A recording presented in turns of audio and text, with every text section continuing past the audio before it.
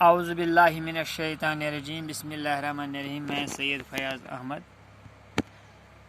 8ویں جماعت کی اردو کتاب کا سبق نمبر 6 جس کا نام ہے نوبل انعام کی کہانی پڑھانے جا رہا ہوں۔ نوبل پرائز کے بارے میں آپ نے سنا ہوگا، آئیے اس انعام کے بارے میں آپ کو کچھ باتیں بتائیں۔ اس انعام کے جاری کرنے والے ڈاکٹر ایلفریڈ نوبل تھے۔ انہیں کے نام پر یہ انعام نوبل پرائز کہلاتا ہے، جو دنیا کا سب سے بڑا اعزاز ہے۔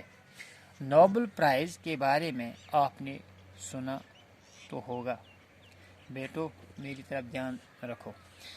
نوبل پرائز کے بارے میں آپ نے سنا ہوگا، آئے اس انعام کے بارے میں آپ کو کچھ باتیں بتائیں۔ اب اس انعام کے بارے میں آپ کو کچھ اور باتیں ہم سکھانے کی کوشش کریں گے۔ اس انعام کے جاری کرنے والے ڈاکٹر ایلفریڈ نوبل تھے۔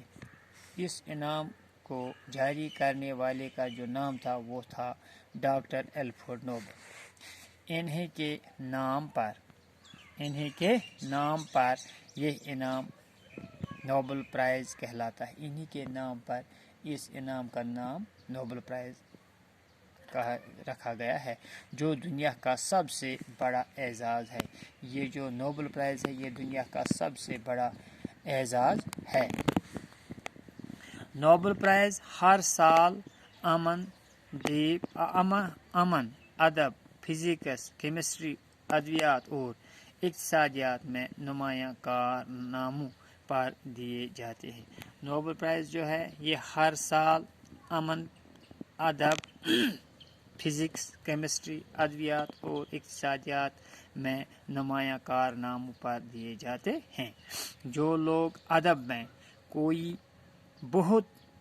بہت ہی اہم کتاب لکھتے ہیں، جو لوگ ادب میں کوئی بہت اچھی کتاب لکھتے ہیں، سائنس یا اقتصادیات کے میدان میں کوئی نمایاں کام کرتے ہیں، سائنس یا اقتصادیات کے میدان میں کوئی نمایاں کام کرتے ہیں، یا دنیا میں امن و امان قائم کرنے کے سلسلے میں دنیا میں امن امان قائم کرنے کے سلسلے میں کوئی بڑی خدمت انجام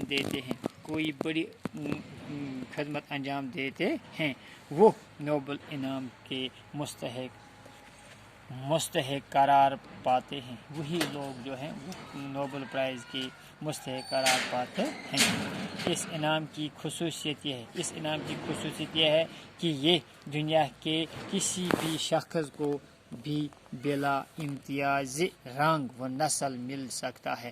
اس انعام کی سب سے بڑی خوبی یہ ہے کہ یہ دنیا کے کسی بھی انسان کو بغیر کسی رنگ نسل کے یہ انعام وہ حاصل کر سکتا ہے۔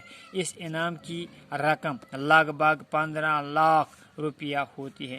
اس انعام کی رقم جو ہے وہ لگ بھگ 15 لاکھ روپیہ تک ہوتا ہے۔ متعدد ہندوستانیوں نے یہ انعام حاصل کیے ہیں، بہت سارے ہندوستانیوں نے یہ انعام حاصل کیا ہے۔ انشاءاللہ باقی ہم کل پڑھیں گے۔ باقی وسلم۔